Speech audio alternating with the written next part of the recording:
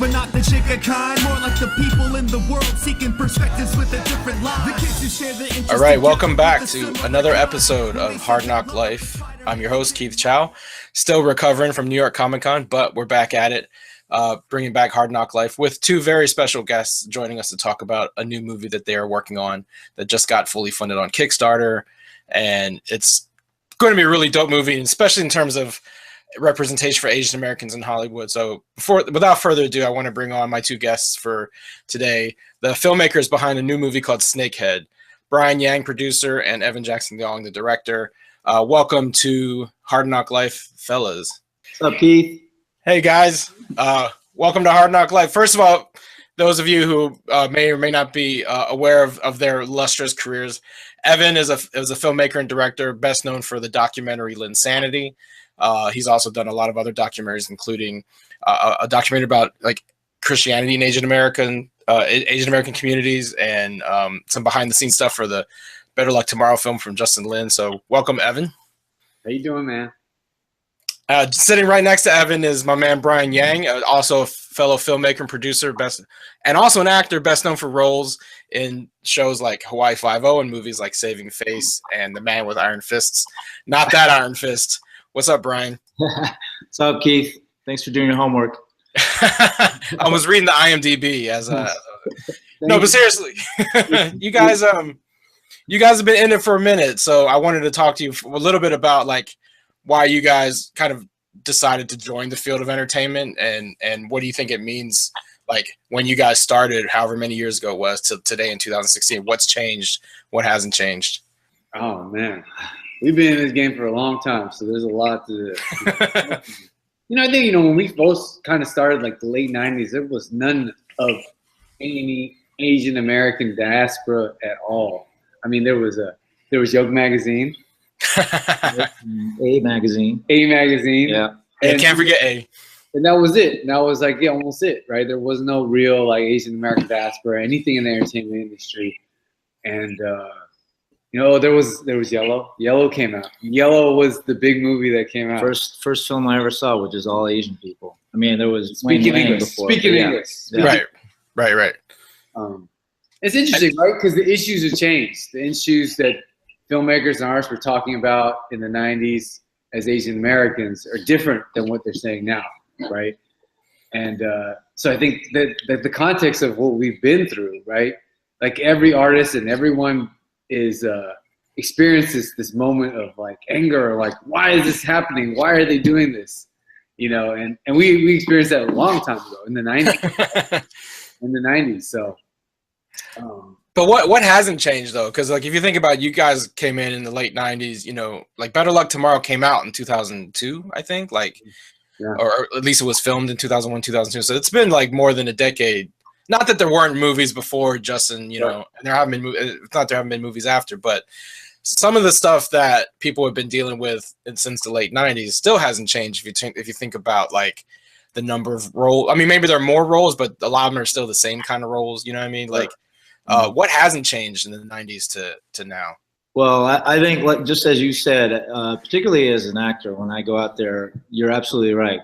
I'd say there's more roles that are, three-dimensional, humanized, meaty roles, if you will, particularly for Asian American males. I definitely see that. I can only speak for our sex, but there are still the same number of terrible roles. The stereotypes, the tropes, the marginalized, what have yous. And so, thank God for social media. I mean, if it were around in the late 90s, we would have gotten here, wherever we are right now, and there seems to be something in the air that's working, that a lot sooner, because, it's been 20 plus years, and we still see a lot of things. And I think a lot of folks, the gatekeepers in Hollywood, there's a small percentage of them whose eyes are opening, again, through the advent of social media, reading these hashtags of starring John Cho, right.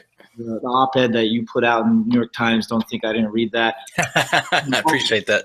Information is flowing much more freely, and instead of our watchdog groups, preaching to the choir, issuing a press release that no one, reads, right? Right. So, but on social media, they can't ignore it. it's so prevalent. Yeah. So it's definitely helping, the movement, but I don't think it's penetrated and sort of reached every last executive, every last showrunner, every last, person who is behind the, that wall, the curtains. So it's still a fight, but we're definitely moving in the right direction.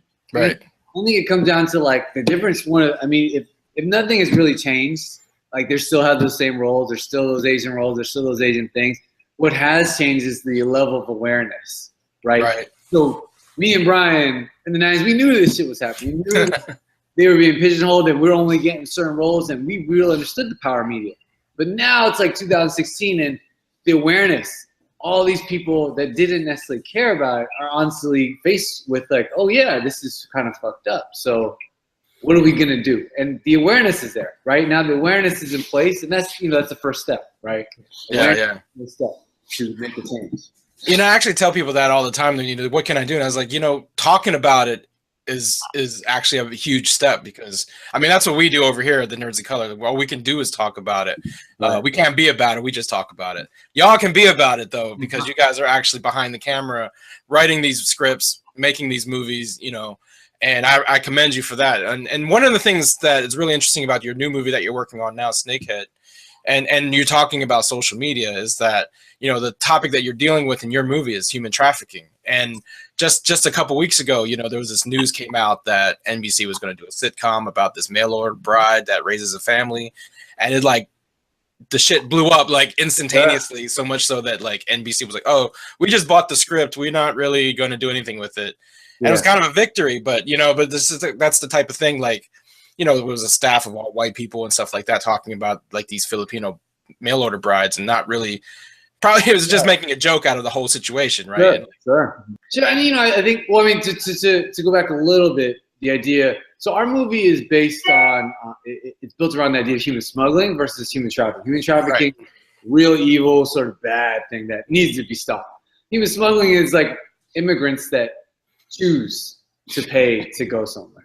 Right. We'll get that straight. The choice to leave somewhere versus being kidnapped and tricked into something. Totally right. Yeah, and thank you for making that clarification. No, totally. Yeah, I've been trying to educate people because I don't want to get mixed up with the other thing.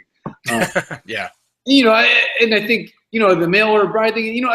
It's really like, okay, right. That. But would we be that mad if this mail order bride story was written by a mail order bride, a Filipino, someone from that perspective? So the idea is really, the context is really where the story comes from. Who's telling that story, right? And what we don't have enough of is people telling our own stories. And that was the narrative for Barrel of Tomorrow. That was the revolutionary narrative. It's like, why can't we tell our own stories?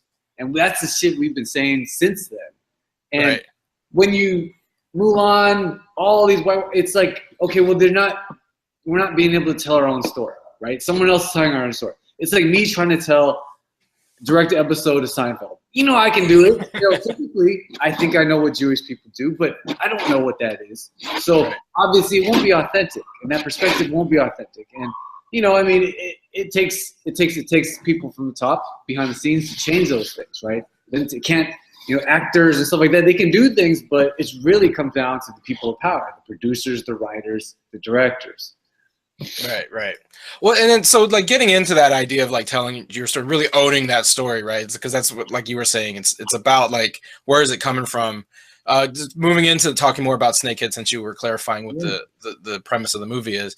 It is about human smuggling. It's actually based on the real life of a woman named Sister Ping, right? That's kind of like the. No. Yeah, it's inspired by Sister Ping. Right, inspired by, right? Because this is actually a fictional perspective. Like, I didn't want to make a movie that's glorify or vilifies a person that I don't know, right? And the fact that it was a woman that was a snakehead, for me, like, okay, when it's based in truth, then people for some reason believe it a lot more. If I made a movie about this and they were like a snakehead, people would just think it's a cheap thing. But because it's rooted in truth, then people believe that's then it's real. But the other thing is that Sister Ping wasn't the only snakehead. There were a lot of snakeheads. And there was even another Sister Ping in Europe, a completely different one that was a snakehead. So, for me, it's the embodiment of a female Asian character, that, is glorified, is vilified, is a hero, is feared, all these things as in a protagonist is what, really what we're trying to go after. Yeah, and I like that, there are layers, right? And one of the things that I like to talk about when it comes to like roles for Asian Americans, because you get caught up in like, well, you want to play a villain, you want to play, but it's like, no, I want to play a human being, right? Because the problem with like roles for Asian Americans, whether it was hero or villain, sidekick or whatever, is that they were never like fully formed human beings, right? So like, I think it's dope to be you could make a Fu Manchu movie if you make Fu Manchu like a real person and not three-dimensional. We're all about three-dimensional, right? It's all three-dimensional. I mean, most of the time our screen time is so small that they're the caricature because they need to be. Right. I mean, rarely do you get to have a character that plays the full thing, because a hero in any movie has its bravery, but also has insecurities and weaknesses, right? So most of the time our screen time is so little that it's like, okay, it only can be one thing because you only got 2 minutes on screen, so you're only going to be a purpose, serve one purpose in this film. Right. Well, I wanted to back up a little bit though. You're kind of known for doing documentaries. I mentioned Insanity earlier. I think the Christianity movie was 1040. Is that right? Or yes, 1040. Right.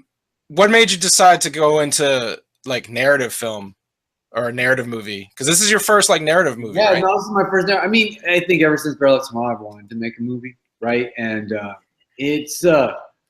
I mean, I guess I just wasn't mature or ready enough to make it. I've went through many scripts and many stories, and I realized a long time ago, your first narrative feature is very important, right? I mean, it either makes or breaks your career. Like, very hard to walk away from bad first narrative feature film. And, you get one shot. You get one shot, your first one, and you get all your favors, you get all your things one time. You can't continually ask them as I get grow. So I've always known that I have to be ready for this moment, right? And and a lot of this has to deal with timing, right? And maybe, at this point in my career, I'm like, I'm just gonna do it because I need to do this at this point. Maybe I wasn't ready at 32, maybe I wasn't ready at 28. I just wasn't, so gung ho about feeling ready for it, right? As much as at 26 I thought I could do it, but I wasn't ready for it, And as an artist, you kind of go on your path and you kind of go on thing. And for me, I realized so much in documentary filmmaking that, okay, what happens is you're still, you're dealing off something that's real, but you still got to make a good story out of it. Right. So you're constantly trying to cater the story and tell a narrative, just from a storytelling perspective, through a documentary, which is based in real, but, you're also choosing what you're putting in. It's not like, you're choosing this scene, you're choosing this, you're making choices that's still your perspective, and you're still just trying to tell a story in a finite amount of time. And so from the storytelling perspective, the medium changes.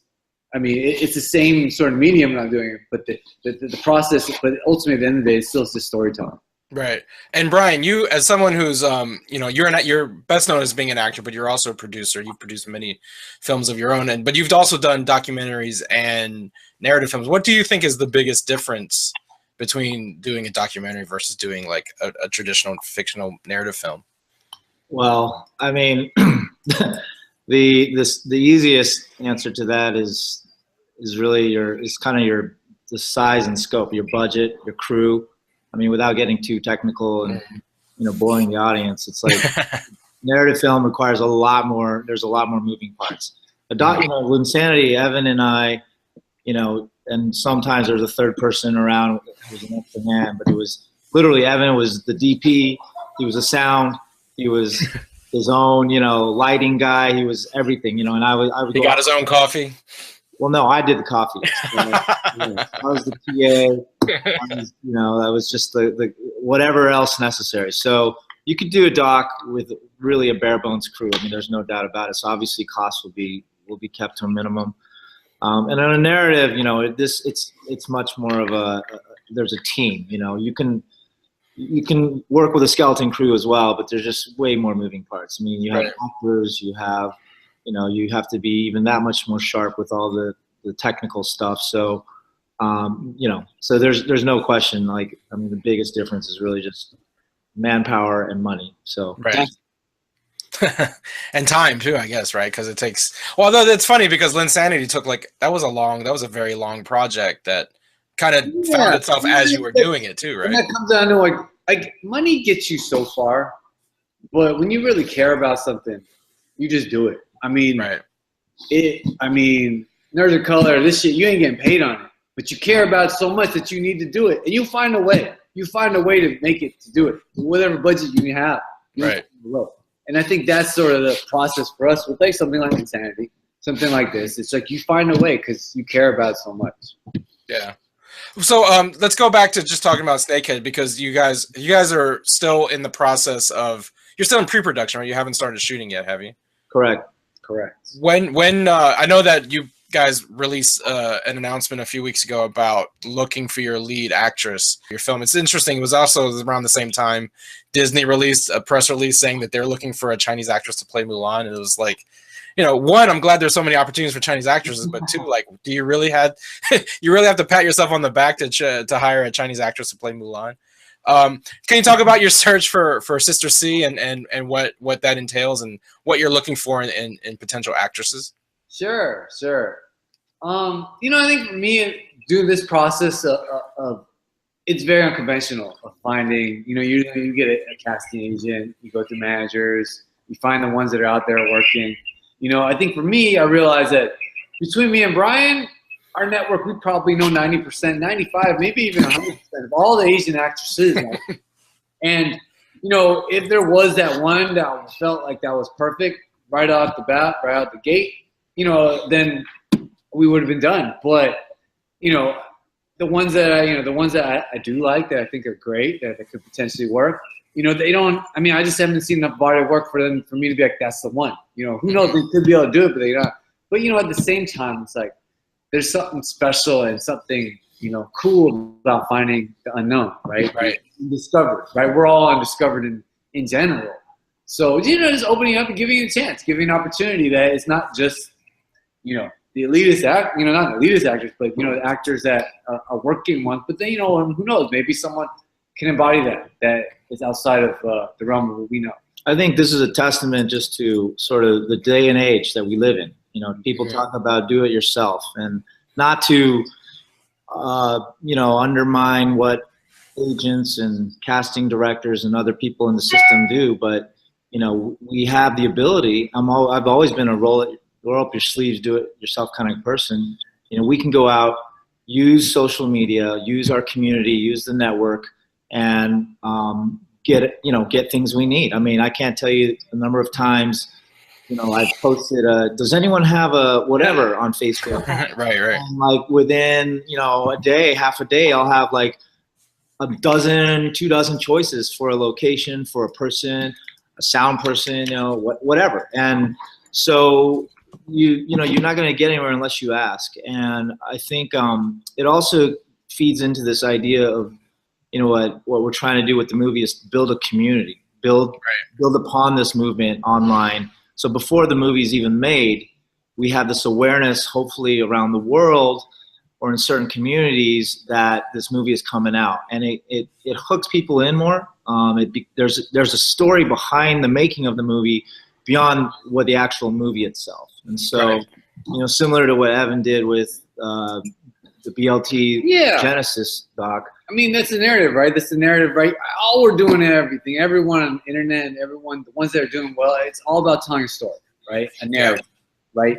And there's obviously the narrative of the movie when this is done, but then there's also the narrative of what we're trying to do here, right? We're trying to build a team of people to make something, a piece of art, you know, and there's the agenda for all of us is just to make a great piece of art. No one's really getting paid on it. So, like, don't you want to, I mean, I think for me, and I realize this in Bacon Barrel tomorrow, the story of the making of the movie was a great narrative to share with people, because people can people can get behind someone chasing their dream. People can get behind sort of passionate, you know, artists. You know, you may not have to like the art at the end of it, but if everyone get that, especially in our own community, it's like it's the underdog story, right? That's what we're doing, right? And so I think that's something that's easily relatable.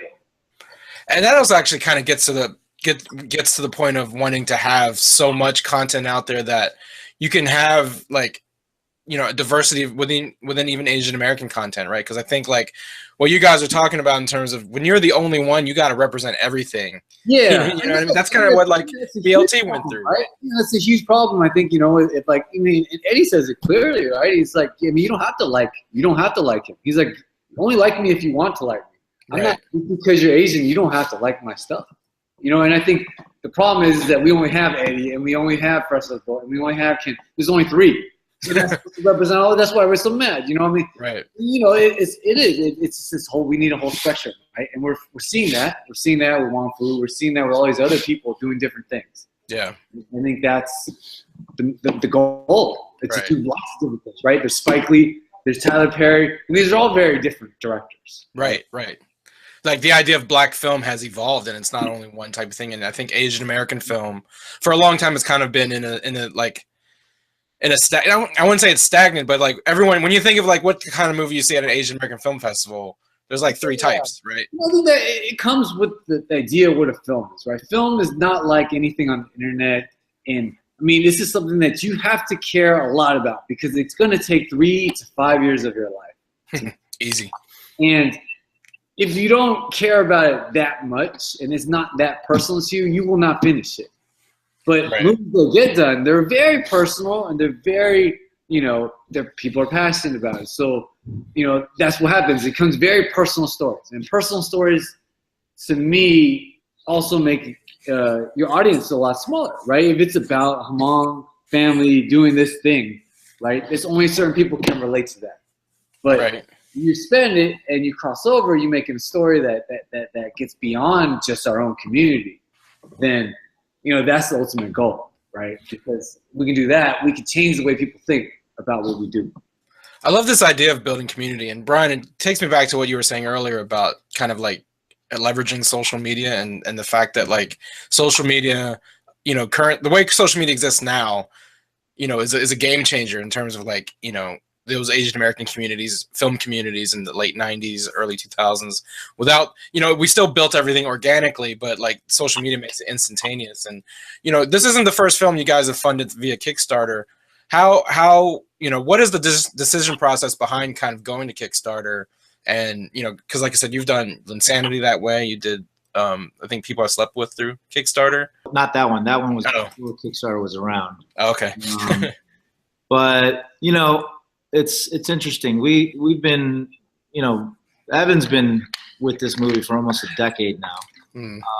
But the last 2 years, 2.5 years, we've really been at it, post Insanity, and had a lot of meetings, a lot of feedback, a lot of, ups and downs. And as far as the funding goes, I mean, Kickstarter, ultimately at the end of the day, it empowers the filmmakers to have a lot more control. Because when you have to answer to EPs, people who come in with investment, with big dollars and write checks, I mean, you become, you need money. You need money to make anything, obviously, and the film's no different. But then you're always beholden to somebody. They're your board. They in a way control you, and so Kickstarter is really liberating in that sense. I mean, obviously, again, it's great for the capital reasons because you need to pay people, you need hard costs, but it really gives you the ability to tell a story you want to tell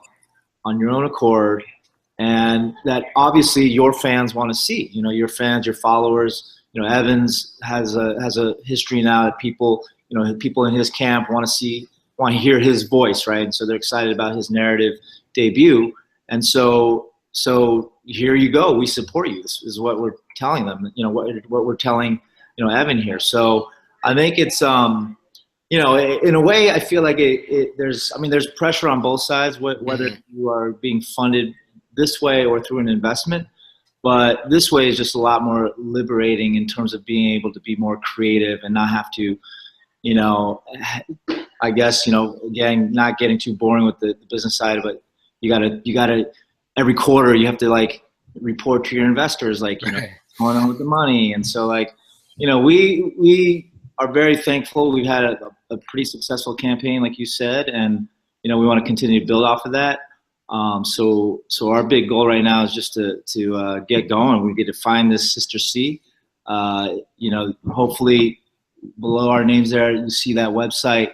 You can see the casting video, the casting information on our sort of global search for her. And, you know, I think we're running it till October 24th.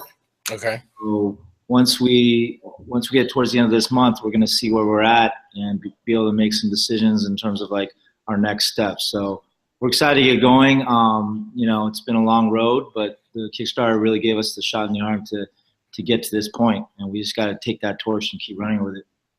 Yeah, I mean, I think that's awesome. And again, going back to just that sense of community, with you have so many backers. Do you guys have a number of how many backers you got for Snakehead?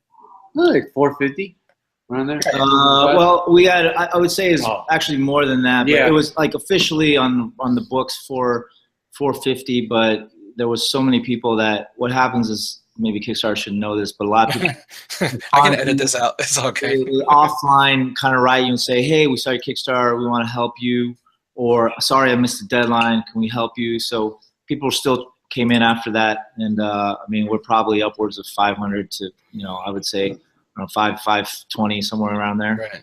I mean, either way, right? It's like several hundred people who have a stake in it, right? And they feel a sense of ownership for it. It really is like a community project. I agree with you. I mean, I think for me, Kickstarter was it's really finding engagement, giving people a chance to, you know, if you're gonna watch my movie, you can get a chance of it now. You can be a part of this process right now. I want to open my doors and I want to share this process. This is the way I want to do it. And you know, this day and age, you kind of can't not share the process. And I honestly think the process is very exciting. So. Yeah. The idea now is like, okay, well, we have opportunity to share it through social, basically for free, right? So, you know, let's do that. And, you know, it's great because, you know, you have to find the audience. And finding your audience, the more time you have to find it on the grassroots level, the better. Right. So we're starting now. We're starting before the movie's even started to be made. So by the time we're done with this, when the movie is ready to go out in the festival, all these people are excited about to see it before we even get there. Yeah. And I think one of the things, and Brian, you were in one of those panels at New York Comic Con that we talked about was, you know, how do we make more stuff for us, right? And, you know, we can't just keep boycotting like the Great Wall and Aloha and all this crap that comes out. We have to also support the creators that are out there making the work, right? And that's kind of what Kickstarter also does for you guys. Oh, absolutely. I mean, it goes back to what you said earlier. I mean, we need both sides of this conversation, the doers and then the people who talk about it, right? So, you know, we happen to choose the life. We sit here and talk about it too, trust me. It's not like we're as angry as anyone else. I remember just like last night or yesterday at some point I was online reading about Matt Damon made some response. I don't know if you caught that. Yeah, it went at New York Comic Con where he was like, you know, well, I don't know why everybody's so mad. Right, of course. And so I was going to say something, and then I just, you know, it was one of those moments that I caught myself. I was like, you know what? Like, I'm just tired right now.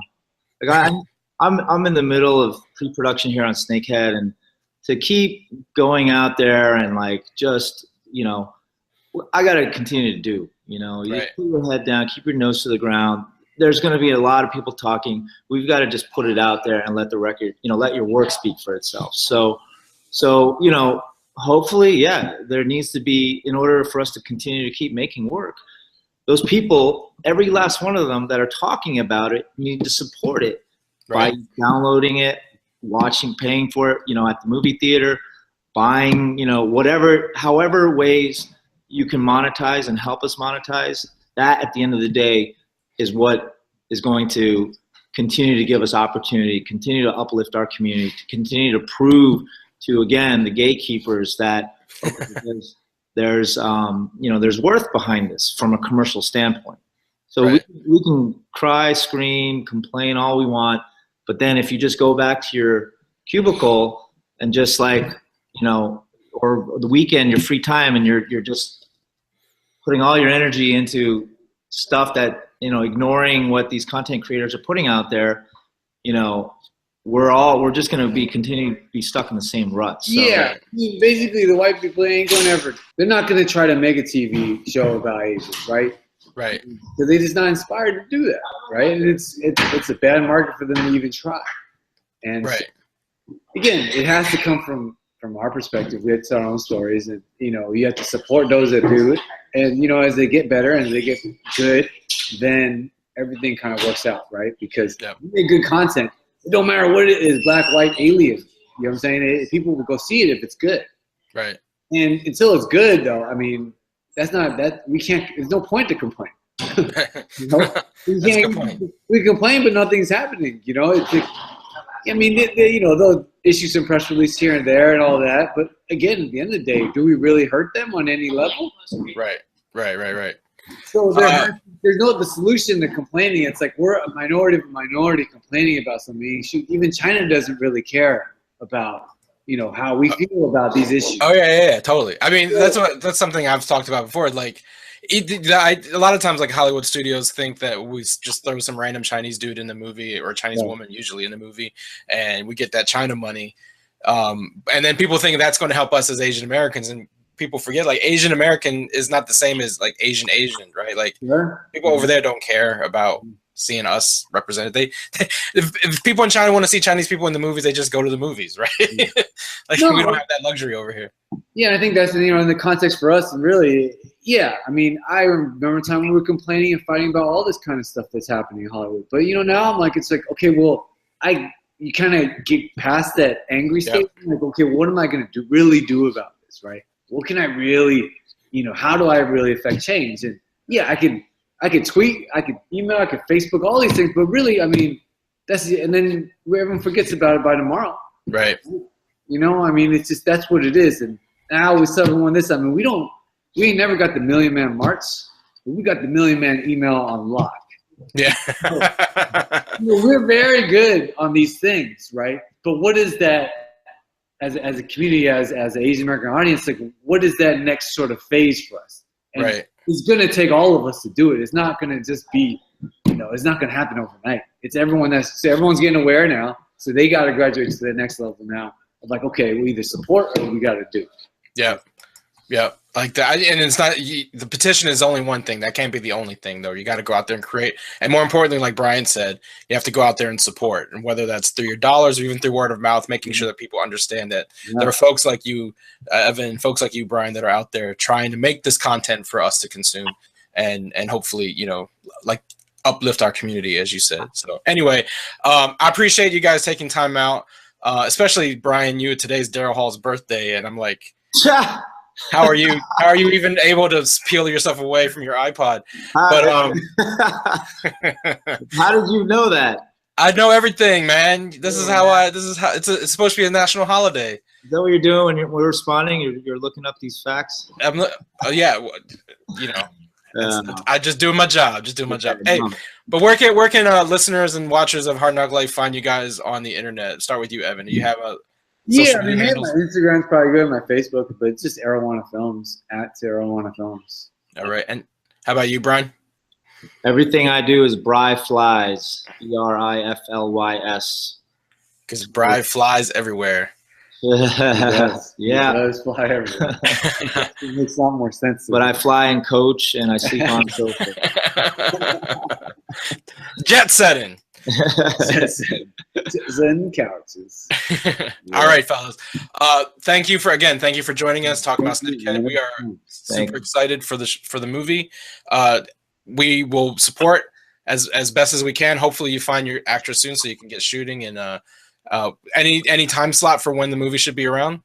As soon as we find her, then we'll start moving.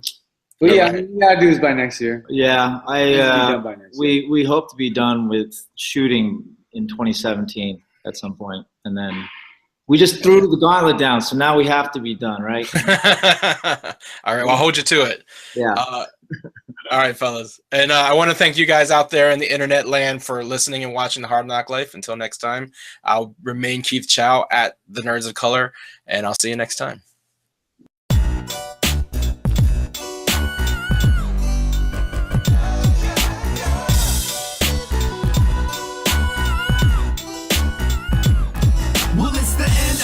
In full color, you see me? The Hard Knock Life. Comics, movies, and TV, yeah. Pop culture with a different perspective. Watch knock life, but not the jigger kind. More like the people in the world seeking perspectives with a different line. The kids who share their interests together with a similar kind. When they said Don Glover for Spider-Man, they didn't mind. The activists, directors, comments and the lectures, fanboys, professional artists and professors. Maybe a nerd who's just like you, talking about the things that you like too. So I invite you to the NOC in full color. You see